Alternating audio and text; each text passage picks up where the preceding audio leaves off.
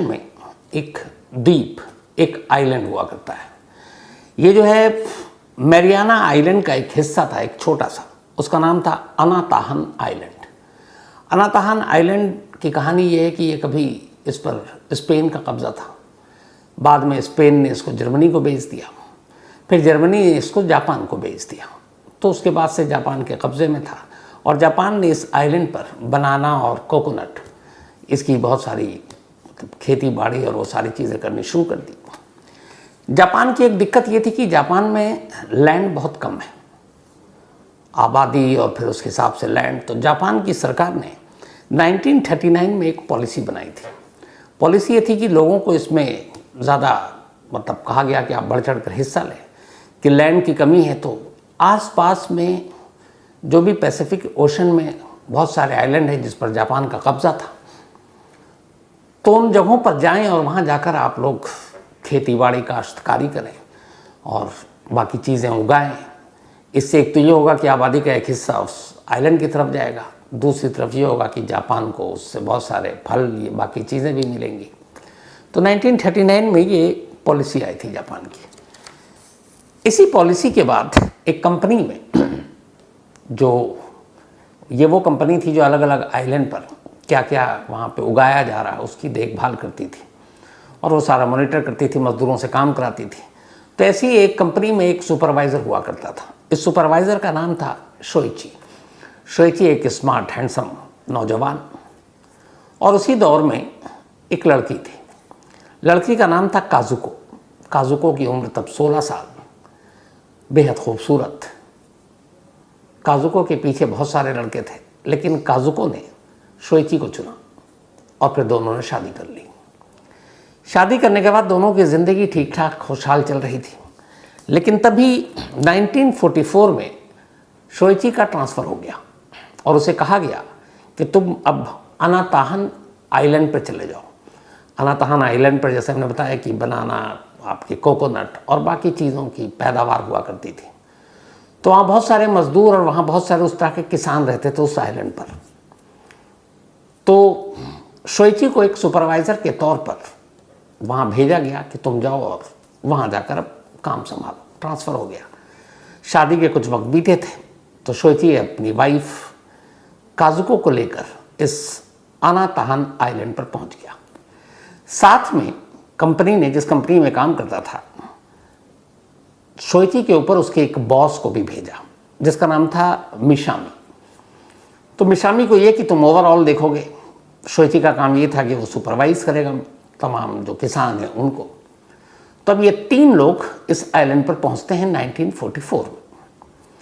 इत्तेफाक से तब सेकेंड वर्ल्ड वॉर की सुगबुगाहट थी। सेकेंड वर्ल्ड वॉर में जापान एक तरफ, बाकी लोग एक तरफ, दुनिया 2 हिस्सों में बटा हुआ था। फर्स्ट और सेकेंड वर्ल्ड वॉर की कहानी आपको डिटेल में मैं सुना चुका हूँ। तो अब ये लोग इस तीनों, हस्बैंड वाइफ यानी काजुको, शोइची और मिशामी, ये तीनों उस आइलैंड पर पहुंच जाते हैं। इत्तेफाक से उसके बाद द्वितीय विश्व युद्ध यानी सेकेंड वर्ल्ड वॉर शुरू हो गया था। अब अमरीकी जितने भी आइलैंड थे उस पर भी बमबारी कर रहे थे उनके बम वर्षक प्लेन। तो जब ये हमला हुआ, जंग शुरू हुई, तो इस आइलैंड के जितने भी किसान थे वो डर कर उस आइलैंड को खाली कर गए कि यहाँ नहीं रहना, ख़तरा है, कभी भी अमेरिका बम बरसा सकता है। तो वो लोग चले गए। अब सिर्फ 3 लोग रह गए थे। इसी बीच में हुआ ये कि जब जंग शुरू हुई तो काजुको के हस्बैंड शाओची को लगा कि उसकी सिस्टर जो है वो वहीं एक दूसरे आइलैंड में रहा करती थी परिवार के साथ, और वहाँ पे ज़्यादा जंग खतरनाक था। तो उसे लगा उसकी सिस्टर ख़तरे में है, तो अपनी सिस्टर के पास जाना चाहिए और उसको लेकर रेस्क्यू कराकर यहाँ आना चाहिए। तो वो इस आइलैंड को छोड़कर अपनी वाइफ को बताकर कि मैं जाता हूँ, सिस्टर को लेकर आ जाऊँगा। अब वो चला जाता है। किसान पहले ही भाग गए, हस्बैंड चला गया। अब इस आइलैंड पर सिर्फ 2 लोग, सिर्फ एक काजुको और दूसरा उसके पति शोइची का बॉस मिशामी। अब ये लोग उस आइलैंड पर रह रहे हैं, अकेले हैं, पूरा आइलैंड खाली। ये जो पूरा आइलैंड था ये 7 किलोमीटर लंबा और 4 किलोमीटर इसकी चौड़ाई थी और चारों तरफ समंदर। अब चूंकि लेकिन वहाँ खेती बाड़ी सब कुछ था, जंगली फ्रूट्स थे, बनाना थे, बाकी खाने पीने का सामान लेकर गए थे। तो दोनों दिन ठीक कट रहे थे। अब तन्हाई में रहने के दौरान हुआ ये कि काजुको का हस्बैंड लौट नहीं रहा है। ये दोनों अकेले हैं, किसान सब जा चुके हैं। धीरे धीरे अब काजुको और शोइची के बॉस यानी मिशामी के बीच में प्यार हो जाता है। अब दोनों एक दूसरे को प्यार करने लगते हैं और दोनों उसी आइलैंड में अब एक पति पत्नी के तौर पर रहने लगते हैं। कई महीने बीत जाते हैं और दोनों वहीं रह रहे हैं। 12 जून 1944 को अचानक जो जापानी सेना थी, वो लोग एक जहाज़ में जा रहे थे। अमेरिकी जहाज़ ने हमला कर दिया और उस हमले में जापान के बहुत सारे सैनिक मारे गए। लेकिन उनमें से 31 सैनिक ऐसे थे, जापानी आर्मी के जवान, जो किसी तरह अपनी जान बचाते हुए समंदर में तैरते हुए इस अनाताहन आइलैंड तक पहुंच गए। 31 जवानी और जापान के सैनिक। अब ये वहाँ पहुँच गए। ये सब यंग थे बिल्कुल। इनमें सबसे कम उम्र की 16 साल, बाकी 20, 22, 23 इतनी उम्र के सारे यंग सैनिक। तब ये उससे आइलैंड पे पहुँचते हैं, देखते हैं चारों तरफ सन्नाटा है। उन्हें लगता है यहाँ कोई होगा भी नहीं। अब ये वहाँ इधर उधर भटकते हैं, क्योंकि 7 किलोमीटर लंबा और 4 किलोमीटर चौड़ाई में और जंगल भी है आइलैंड में। तो वे इधर उधर भटकते रहते हैं, फिर जंगली फल और बाकी चीज़ें खा पी कर गुजारा करते हैं। कई दिन भटकने के बाद अचानक उन्हें एक रोज़ काजुके और शोइची दोनों जंगल में टकरा जाते हैं। अब ये देखते हैं कि इस आइलैंड में, सुनसान आइलैंड में, ये दो लोग, एक महिला और एक पुरुष, उधर वो 31 लोग एक साथ। तो इधर शौची जब उन 31 को देखता है तो वो बड़ा खुश हो जाता है, क्योंकि वो पहचान जाता है कि ये सब हमारी जापानी सेना के हैं, मतलब अपने देश के हैं, अपने देश के सैनिक हैं, बहादुर हैं। तो बहुत खुश सबको गले लगाता है। फिर उन्हें भी पता चलता है ये दोनों जापानी हैं, वो 31 सैनिक भी खुश। अब ये दोनों उन 31 सैनिकों की मदद करते हैं, क्योंकि वो बिल्कुल अनजान इस आइलैंड से। वो उसे जितना भी उनके पास खाना पीना है वो सब देते हैं, फिर बताते हैं यहाँ कहाँ पे फ्रूट्स है, कहाँ फल है, कैसे मछली पकड़ सकते हैं। और इस तरीके से अब ये धीरे धीरे धीरे, चूँकि एक ही देश के थे, सब में दोस्ती होती जाती है। और अब सब, मतलब कुल मिलाकर 33 लोग, 32 पुरुष और एक महिला काजुको, उसी द्वीप पर एक साथ रह रहे हैं। धीरे धीरे वक्त बीतता है। जब वक्त बीतता है तो एक अजीब सी चीज़ होने लगती है। होता ये है कि जो मेल फीमेल का रेशो था, वहीं से गड़बड़ शुरू होता है। उन 32, बल्कि जो 31 आए थे, उनको ये लगता है कि ये काजुको और मिशामी, ये दोनों साथ रहते हैं। अब उनके अंदर ये भी होता है कि एक महिला है तो हमारी भी गर्लफ्रेंड बन जाए। अब धीरे धीरे हर एक के अंदर काजुको को लेकर एक चाहत पैदा होती जाती है। अब यहाँ ये था कि इस कहानी में इन दोनों को ये भी पता चल गया था कि काजुको का ये पति नहीं है, क्योंकि शुरुआत में बता दी थी। उसका हस्बैंड अपनी बहन को लेने गया, उधर हस्बैंड लौट नहीं रहा, क्योंकि जंग शुरू हो गई, वापसी का कोई साधन नहीं। तो 31 को ये लगा कि पति तो है नहीं और ये इसके साथ पति की तरह ही रह रही है, लेकिन शादी हुई नहीं है। तो उनके मन में भी अजीब अजीब ख्याल आने लगे। तो फिर उनमें से ये तय हुआ कि नहीं, ये गलत है। तो उन्होंने कहा कि देखो, हम काजुको की तरफ बुरी नज़र से नहीं देखेंगे, ठीक है तुम लोग साथ रह रहे हो तो तुम दोनों शादी कर लो। अब काजुको भी बड़ी वो कि क्या करें। तो फिर उसके बॉस ने कहा, काम करते हैं हम लोग शादी नाटक की तरह कर लेते हैं, ताकि इन लोगों के तुम्हारे ऊपर बुरी नज़र ना पड़े। तो वो तैयार हो जाते हैं। फिर 31 सैनिकों के सामने वो दोनों शादी कर लेते हैं। अब ये हुआ कि चलो, सब कुछ दिन तक ये हुआ कि किसी ने काजुको की तरफ बुरी नज़र से नहीं देखा कि ये दोनों पति पत्नी हैं, वो है। धीरे धीरे वक्त बीता। फिर एक रोज़ एक अचानक हादसा होता है। 12 जून 1944 को अमेरिका का एक प्लेन जो वॉर में शामिल था, वो अचानक क्रैश कर जाता है, या दुश्मन देश ने, किसी ने हमला किया था। और उसके बाद, बल्कि अगस्त 1946 में, माफ़ी के साथ, अगस्त 1946 में एक अमेरिकी प्लेन दुश्मन ने मार गिराया और आकर उसी अनाताहन आइलैंड के पास उसका मलबा गिर गया। मलबा गिरने के बाद जो 31 जापानी सैनिक थे उनमें से 2 लोग एक रोज़ उसी तरफ टहल रहे थे। वो गए तो देखा किनारे में मलबा है। उस मलबे के पास गए तो उन्होंने देखा कि 1-2 लाशें हैं और फिर उन्होंने देखा कि वहाँ पर 2 गन हैं, बंदूक। चूँकि ये भी सैनिक थे, उन्हें पता था। उन्होंने वो दोनों बंदूक उठाई, फिर और तलाश किया तो देखा 90 राउंड कारतूस भी मिल गए, 90 राउंड गोलियों के। अब ये दोनों बंदूक एक दोनों ने बंदूक रखा और गोलियां बांट ली, लेकर चले आए। जब लेकर चले आए इसके बाद अब यहीं से इस शांत द्वीप में, शांत आइलैंड में एक अजीब कहानी पनपती है। चूँकि यहाँ रहते हुए महीनों हो गए, एक महिला 32 पुरुष, सभी के मन में उस महिला को लेकर अजीब अजीब ख्याल। शादी भी करवा दी लेकिन मन उन लोगों का मान नहीं रहा है। अब जब गन आया इस द्वीप पे पहली बार, तो जिसके हाथ में गन था उसने अपने आप को राजा मान लिया। अब वो गन लेकर पहुंचा काजुको के पास और उसने कहा कि देखो, तुम मेरी गर्लफ्रेंड बन जाओ, अगर नहीं बनोगी तो मैं तुम्हारे हस्बैंड को यानी मिशामी को मार दूंगा। जिसके हाथ में बंदूक, ताकत उसी के पास। अब आइलैंड में कुल 32, 2 के पास बंदूक है, मतलब राजा वही है। तो जो पहले पहुंचा उसने कहा मैं मार दूंगा। तो मिशामी ने खुद काजुको से कहा कि देखो, मैं अपनी जान नहीं देना चाहता हूँ, ठीक है तुम मुझसे प्यार कर लो, मुझे कोई ऑब्जेक्शन नहीं। वो वैसे भी उसका असली पति था नहीं। तो काजुको तैयार हो गई। अब जिसके पास गन था वो उसकी गर्लफ्रेंड बन गई। कुछ दिन बीते, जब दूसरे के पास गन था, अब वो पहुंचता काजुको के पास कि तुम मुझसे छोड़ो और मेरी गर्लफ्रेंड बन जाओ, वरना मैं तुम्हारे पति को मार दूंगा। अब वो फिर वही सीन। फिर पति ने कहा कि जो वो कह रहा कर लो, तो वो उसकी गर्लफ्रेंड बन गई। अब बंदूक के दम पर ये लोग जबरन उसको अपनी गर्लफ्रेंड बना चुके हैं। फिर एक रोज़ ये हुआ कि जिन 2 लोगों के पास बंदूक था वो आपस में काजुको के लिए लड़ पड़े। जब लड़े तो गोली चली, उनमें से एक मारा गया। अब एक मारा गया तो अब दूसरे के पास एक ही शख्स बचा जिसके पास गन है, दोनों। अब उसी की हुकूमत चल रही है। इस बीच में 1-2 लोगों की और मौत हो जाती है, और वो भी बड़ी रहस्यमय हालत में। तो करीब 3 लोग की जान जा चुकी है। पता चला जो 2 लोगों की और मौत हुई गला घोटने से, नस काटने से, वो भी काजुको के दीवाने थे, लेकिन बंदूक की वजह से वो कमज़ोर पड़ रहे थे। तो अब धीरे धीरे जब ये चीज़ें हुई तो एक मीटिंग बुलाई गई उसी द्वीप पर, और उस मीटिंग में तय हुआ कि देखो, इस द्वीप में शांति थी जब तक कि ये 2 बंदूक इस द्वीप पर नहीं आया। अगर इस बंदूक को फेंक दें या बर्बाद कर दें तो इस द्वीप पे फिर से शांति हो जाएगी।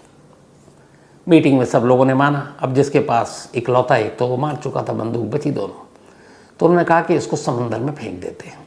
वो तैयार हो गया। उसने कहा कि हाँ, कब तक ऐसे रहेंगे, एक एक करके सबको मार देंगे तो अकेला कैसे जीऊँगा। तो उसने दोनों बंदूक फेंक दी। बंदूक फेंकने के बाद फिर से आइलैंड पर शांति आ गई, सब ठीक। लेकिन ये शांति कुछ दिनों की थी, क्योंकि दिन बीत रहा है, दिन से साल बीत रहे हैं, और इधर ये है कि इनको बाहर निकलने का कोई वो नहीं। इस बीच इन्हें ये भी पता नहीं कि 15 अगस्त 1947 को जब नागासाकी और हिरोशिमा पर अमेरिका ने बम गिराया तो जापान ये जंग हार चुका है और उसने सरेंडर कर दिया। हालांकि उस आइलैंड के करीब जो यूएस फोर्सेस थी, वो लगातार जितने भी ऐसे द्वीप थे उसके ऊपर से वो अनाउंस करते थे, ऐलान करते थे कि जंग खत्म हो गई है, आप लोग सरेंडर कर दो, अपने अपने देश भेज दिए जाओगे। लेकिन ये चूँकि सैनिक थे, इन्हें लगता था कि नहीं, अमेरिका उन्हें झांसा दे रहा है और जैसे ही वो खुलकर बाहर आएंगे वो उन्हें मार देगा। और उन्हें ये पता ही नहीं था कि जंग तो ख़त्म हो चुकी, जापान सरेंडर कर चुका है, जापान जंग हार चुका है। तो इस वजह से छुपे हुए थे और अनाउंसमेंट को वो एक धोखा मानते थे, एक फरेब। अब 47 में जापान हार चुका है, सब कुछ हो चुका है, इन्हें खबर नहीं है और ये द्वीप में है। अब धीरे धीरे जो 32 थे वो बचे 29। बंदूक फेंक दी गई। बंदूक फेंकने के बाद कुछ दिन ठीक रहा, लेकिन फिर काजुको के प्रति लोगों का प्यार जागना शुरू हो गया। इसके बाद अब काजुको के उस पति का कत्ल हो जाता है, यानी कि मिशामी का। फिर इसके बाद हुआ कि सबको पता है ये क्यों हो रहा है। इसके बाद एक एक कर कुल मिलाकर 11 कत्ल होते हैं एक काजुको की वजह से, जो इस द्वीप पे अकेली महिला थी। और ये सारे कत्ल यही जो 31 लोग थे, इन्हीं में से करते हैं। जिनको लगता है कि ये काजुको के करीब जा रहा है, वो दूसरा जो उससे प्यार करता था वो उसको मार देता है। तो ये सिलसिला 11 तक पहुंच गया। अब कुल मिलाकर जहाँ 32 थे वहाँ पे 11 आप माइनस कर दीजिए तो उतने लोग बचे। अब जब धीरे धीरे 11 मौत हो गई तो फिर एक मीटिंग हुई और अब तक कई साल बीत चुके कि एक लड़की की वजह से ये सब कुछ खून खराबा हो रहा है, वरना हम सब शांति के साथ रह सकते हैं, सैनिक हैं, और ये गलत है। तो हुआ क्या किया जाए? तो कहा गया कि आप कुछ भी करेंगे ये कत्ल तो होता रहेगा, क्योंकि इश्क मोहब्बत ऐसी चीज़ है कि एक करेगा तो दूसरे को जलन होगी और फिर वो भी कूदेगा। और थे इसमें सारे के सारे काजुको के मतलब फैन, हर एक को काजुको से प्यार है। अब तन्हाई, अकेलापन, परिवार फैमिली से दूर, वापस लौटेंगे जिंदा कि नहीं इसके भी कोई भरोसा नहीं। तो ये सारी चीज़ें मिलाकर उनके दिमाग को कुछ अजीब सा कर दिया था। तो फिर एक मीटिंग बुलाई गई, ये तीसरी मीटिंग थी, और इस मीटिंग में यह तय हुआ कि इस द्वीप पर कत्ल का सिलसिला तब तक चलता रहेगा जब तक काजुको जिंदा रहेगी। इसलिए अगर उस लड़की को ही मार दे तो शायद हम आपस में न लड़े और हमारी जान बच जाए, वरना हम एक दूसरे को मारते रहेंगे। जब ये बात हुई, चूँकि 11 मौतें हो चुकी थी, तो बाकी को समझ में आया। उन्होंने कहा ये आइडिया सही है, सबकी सहमति हो गई कि अब काजुको को मार देंगे। लेकिन यहाँ पे फिर ट्विस्ट आता है। जिन लोगों ने ये मीटिंग की उन्हीं में से एक काजुको को बेपनाह प्यार करता था और उसे लगता था कि वो सिर्फ उसी के लिए है।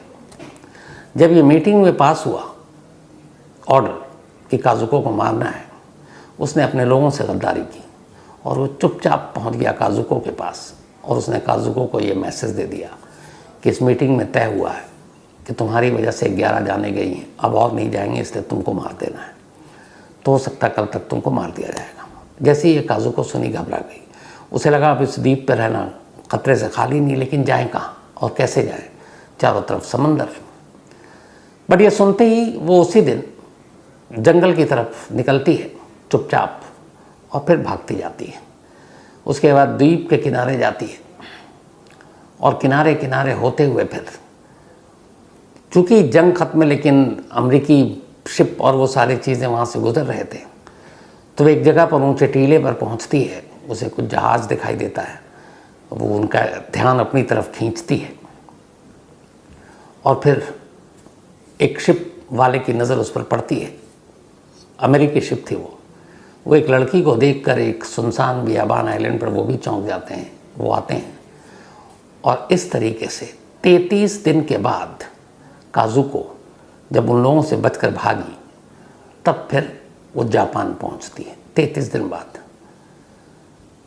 उसने अपनी जान बचा ली। इधर बाकी लोग ढूंढ रहे हैं, फिर पता चला कि वो तो गायब है, मिली नहीं।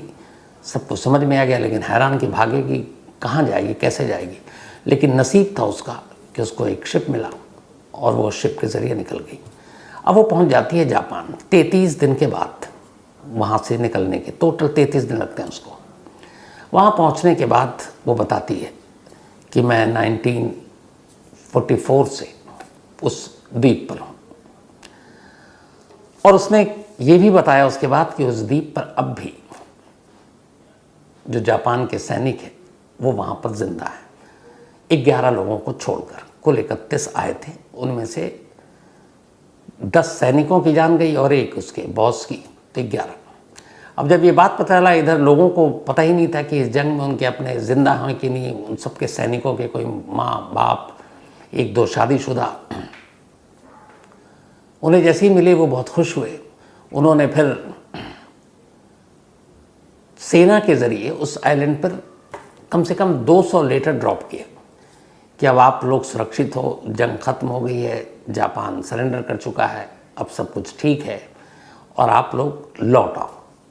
लेकिन जब वो लेटर गिरता तब फिर सैनिकों को यही लगता है कि ये अमेरिका की साजिश है। वो अनाउंस भी कर रहे हैं कि हमें मार देंगे, जंग ख़त्म हुई नहीं है। लेटर गिरता रहता, वो मानते ही नहीं।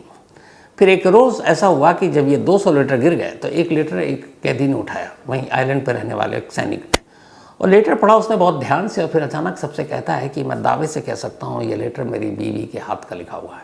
मैं उसकी हैंड राइटिंग को जानता हूँ, उसके हैंड राइटिंग से मुझे बहुत प्यार है।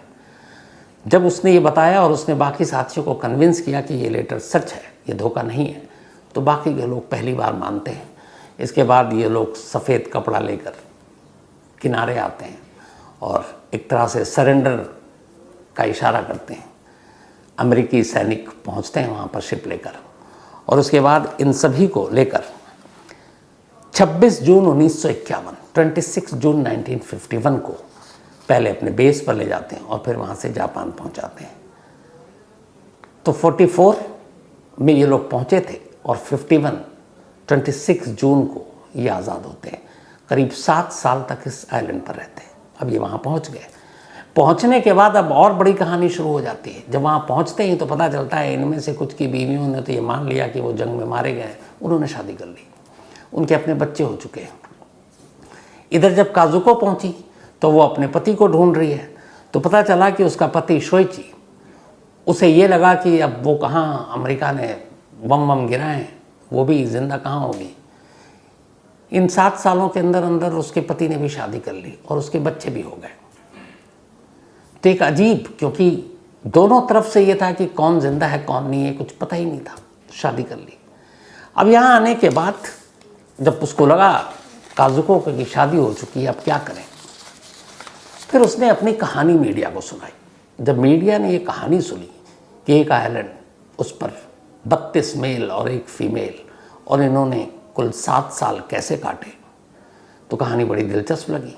मीडिया में हेडलाइन बनी, इसके ऊपर किताबें लिखी गई, इसके ऊपर ड्रामे किए गए, मूवी बन गई, और काजुको को बहुत पैसे मिले। काजुको की तारीफ होनी शुरू हो गई। लेकिन काजुको की एक्टिंग इतनी अच्छी नहीं थी कि उसके ड्रामा वरामा को लोग देखें, मतलब बहुत ही बेकार। तो ठीक ठाक उसको पब्लिसिटी मिली। लेकिन इत्तेफाक से जब काजुको ने ये सब कुछ किया, तो जो जिंदा लौट कर आए थे बाकी जापानी सैनिक, उनमें से भी एक दो ने किताब लिख दी, उसने भी मीडिया में बात बताई। अब अभी तक जो काजुको ने बताया उसमें काजुको को एक हीरो के तौर पे पेश किया गया, लेकिन जब इन लोगों ने बताया, जो जापानी सैनिक लौटे, तो उन्होंने काजुको को एक विलेन के तौर पर पेश किया।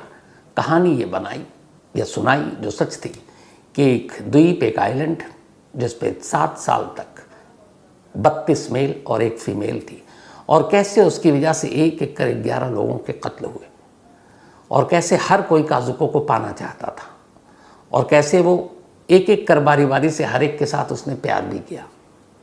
तो जब ये हुआ तो फिर 11 लोगों के प्रति हमदर्दी हुई, काजुको को एक तरह से वैम्प या विलन बना दिया गया। लेकिन ये कहानी खूब चर्चा में रही। बाद में अब चूँकि काजुको को मालूम था कि उसके पति ने शादी कर ली है, तब फिर काजुको ने भी, जब उसकी 40 साल की उम्र हुई, वहाँ आने के कुछ साल के बाद, तब उसने शादी कर ली। लेकिन उस शादी के 4 साल के बाद ही उसके उस पति की भी मौत हो गई। फिर काजुको अपना एक कैफ़े चलाती थी। 1974 में जब काजुको की उम्र 50 साल थी सिर्फ, तब ब्रेन ट्यूमर की वजह से उसकी मौत हो गई। आज भी इस अनाताहन जो आइलैंड है, द्वीप है, इसको इन्हीं 32 मेल और एक फीमेल और ख़ास तौर पर काजुको की कहानी के लिए याद किया जाता है। और ये भी इस कहानी के ज़रिए लोगों को मैसेज दिया जाता है कि कैसे कहीं पे एक शांति होती है, 2 गन आते हैं और वो 2 बंदूक सिर्फ कैसे पूरे शांत माहौल को अशांत कर देता है, और जो इंसान की हवस और लालच है वो कैसे किसी भी, मतलब ये तो एक आइलैंड था लेकिन पूरी सोसाइटी को ख़राब कर सकता है। इसके ज़रिए ऐसे प्ले, ऐसे नॉवेल, ऐसी चीज़ें लिखी गई जो ये मैसेज दिया गया था। इसके ऊपर बहुत सारी बाद में भी फिल्में बनी। तो ये थी इस अनाताहान द्वीप की कहानी।